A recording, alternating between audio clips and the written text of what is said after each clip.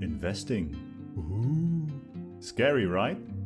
To some, it's that risky, intimidating, out-of-the-question endeavor that is dangerous for the wallet.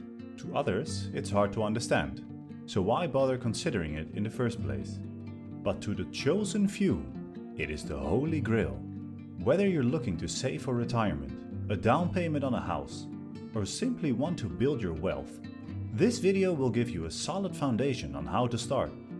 So apply firm pressure to the subscribe button, kiss that thumbs up button on its forehead, and let's do this.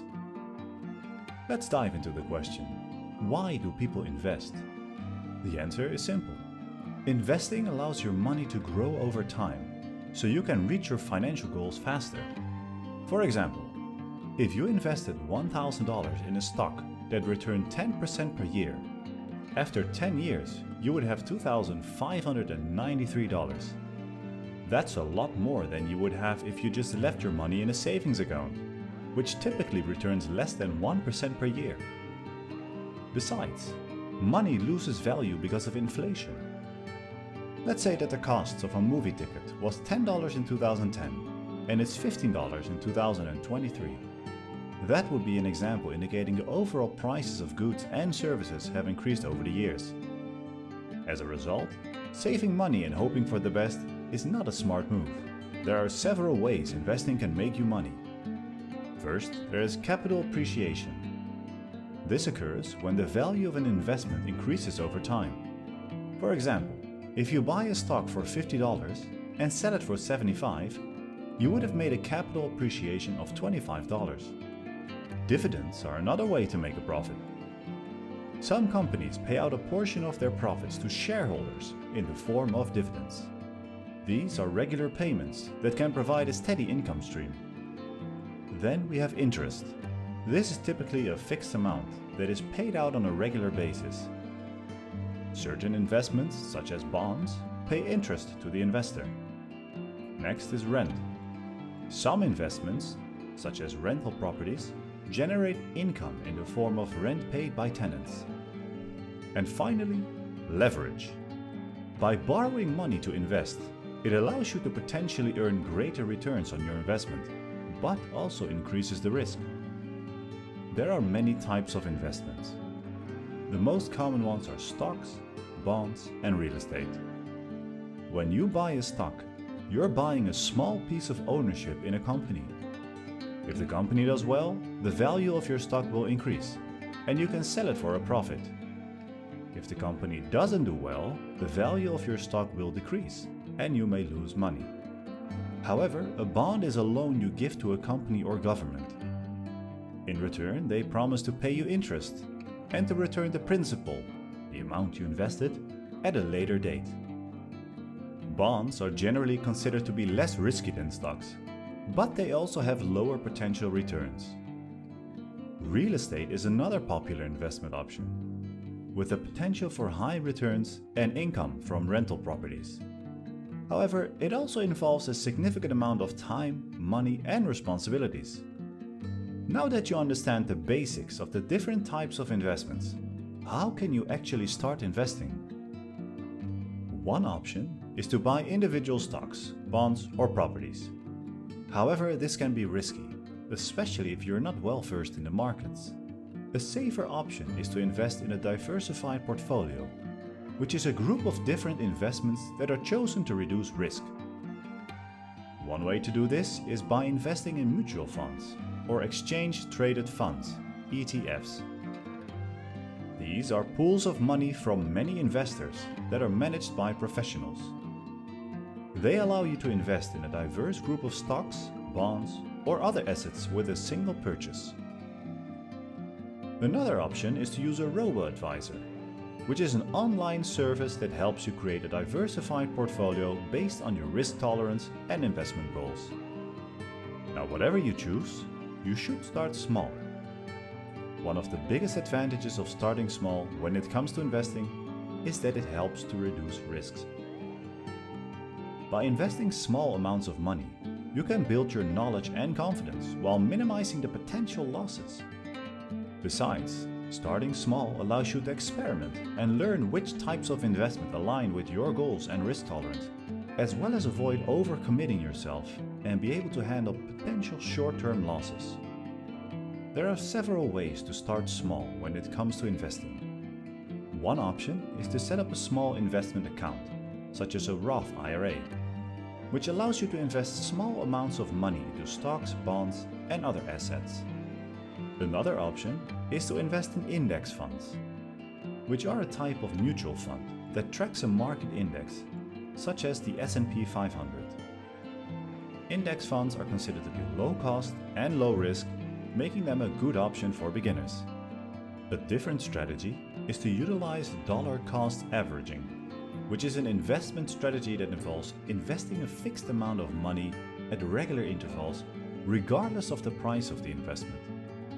This approach can help to reduce the risk of buying at the wrong time and also help to invest consistently and over a period of time.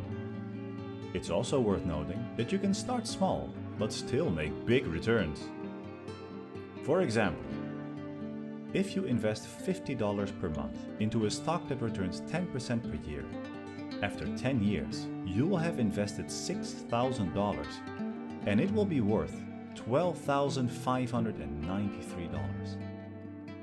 No matter which approach you take, the key is to be consistent and patient. Starting small doesn't mean you'll see big returns overnight, but over time your small investments will compound and grow. The most important thing is to get started and stay the course. So how much do you need to start? The amount of money you need to start investing can vary depending on the type of investments you're interested in. Some investments, such as stocks or mutual funds, can be made with as little as $25 or $50, while others, such as real estate, require a larger initial investment. For many types of investment, you can start small and gradually increase your investment over time. For example, online brokerage firms such as E-Trade or TD Ameritrade allows you to start investing with as little as $500 or even less in some cases. Some robo-advisors have no minimums to get started, making it easier for beginners to invest. Investing in index funds can also be a low-cost and low-barrier entry point, as these funds are generally available through online brokerages and with low minimum investments. For mutual funds, there are funds that require a minimum of $500 or $1,000 to invest. For real estate, while the typical investment is much higher and requires a down payment and closing costs, some platforms offer fractional ownership in real estate assets and allow you to invest with as little as $500. Keep in mind that regardless of the amount, it's important to thoroughly research any investment before committing your money. Starting small doesn't mean you'll see big returns overnight, but over time, your small investments will compound and grow. Investing can seem overwhelming, but by understanding the basics and working with a financial advisor, you can take the first step towards reaching your financial goals. It's important to note that investing also involves risk, and there's no guarantee that you'll make money from your investment. Some investments may lose value, and it's possible to lose money. By diversifying your portfolio and spreading your money across different types of investments, you can reduce risk and increase your chances of earning a profit. No matter which type of investment you choose, it's important to diversify your portfolio. Diversification means spreading your money across different types of investments, so that if one investment performs poorly, it doesn't affect your entire portfolio. This helps to reduce the overall risk of your investments. In addition, it's crucial to educate yourself about the different types of investments, the markets, and any associated risks, as well as your personal financial situation and goals. A financial advisor can also help you in this journey. With the right knowledge and strategy, investing can help you build wealth over time and reach your financial goals. Remember, investing is a marathon, not a sprint. It requires patience and discipline, but the reward is worth it in the end. It's not a get-rich-quick scheme. In the short term, investments can go up and down. But over the long term, historically the markets have trended upward.